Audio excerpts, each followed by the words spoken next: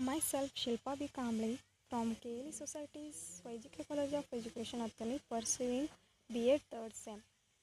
So, guided by Dr. N.C. Patil.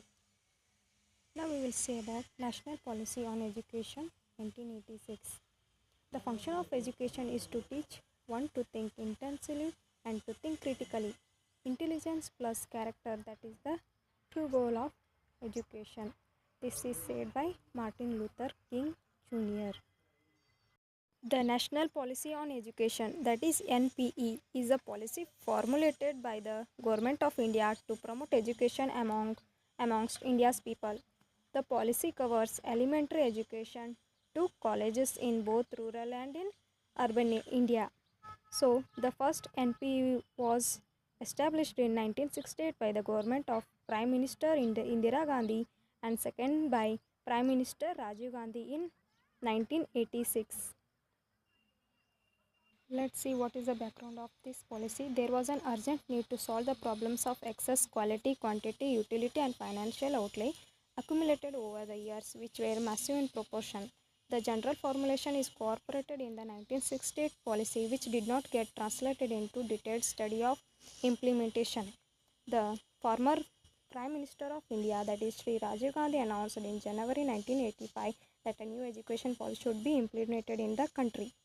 Silent features of National Policy of Education 1986 National Curricular Framework with a Common Core, which include history of India's freedom movement, the constitutional obligations and other content to nurture nation identity.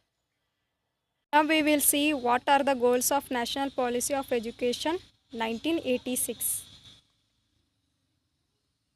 The first goal is education for all, to universalize elementary education, to prevent the possibility of adult illiteracy in the years by reducing the dropouts in school, to accelerate non-formal education and make education reach the remotest corner of the country where poor people cannot afford to educate. Second goal is social and cultural development, to create awareness regarding our cultural heritage, to develop appreciation of diverse cultures of country, to develop appreciation of the achievement of our national leaders, and to promote values of national integration and secularism by providing education. The third goal is human resource development, to create awareness in all citizens' ability in the rapid rate of population growth and to create awareness about increasing levels of pollution and hazards of the environment. And another one goal is to make provision for facilitating the basic minimum needs and have maximum levels of learning at all stages, to play, learn and grow together, and to develop social and vocational skills and to provide broad-based skill-oriented vocational training, and to develop positive attitudes to work, cooperative activity and to lifelong learning, and work culture has to be developed to have a dedicated commitment workforce also. Another important goal is equalization of opportunities. Equal opportunities to be given to scheduled caste and tribes, backward classes and minorities. The handicapped to be provided facilities for special institutions and empowerment of women. Now we will see what are the objectives of National Policy of Education 1986. The main thrust of the policy is the man and his or her preparation to face the 21st century. The concept of national system of education implies that up to a given level, all students, irrespective of caste, creed, sex, etc., have access to education of a compulsory quality. And to encourage the young to undertake the discovery of India, its image and perception, to establish network arrangements between different institutions in the countrywide, and also to provide opportunities to the youth, housewives and industrial workers, etc., to continue the education of their choice at the pace suited to them. The Union government would accept a large integrative character of education.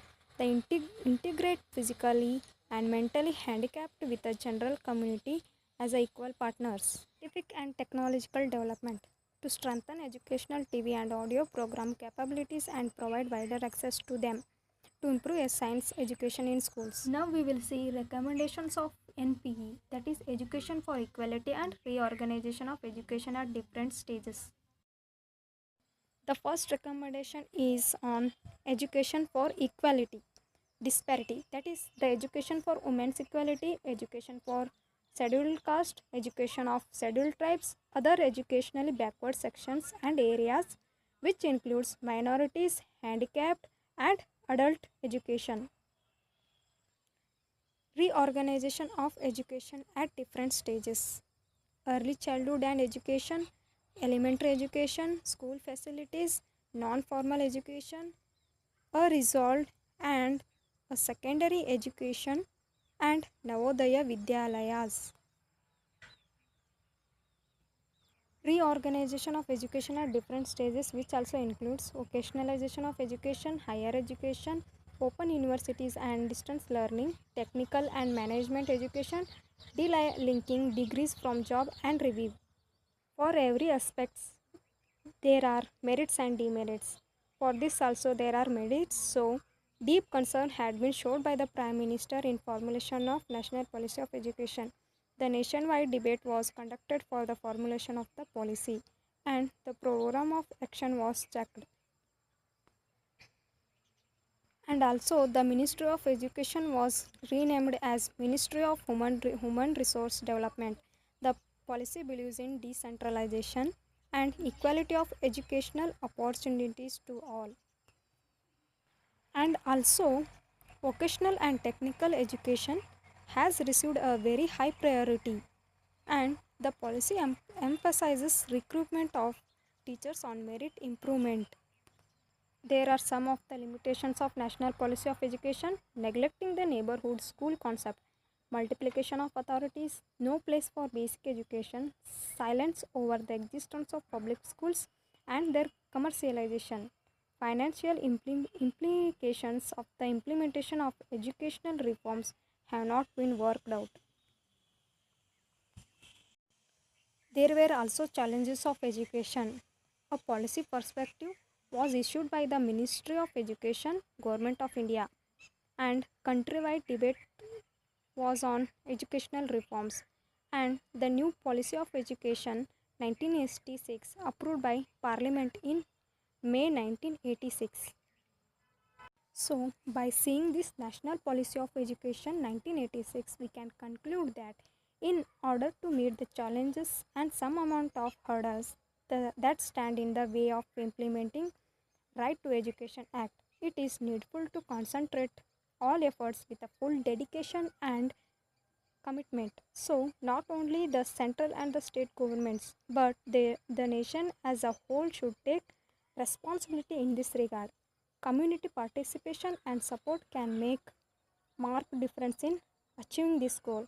There exists a need for greater coordination amongst different agencies and functionaries involved in this task. To overcome population pressures and budgetary constraints, cost effectiveness and accountability must be ascertained at every level. Efforts should be focused on qualitative and improved whole program. Thank you, and all.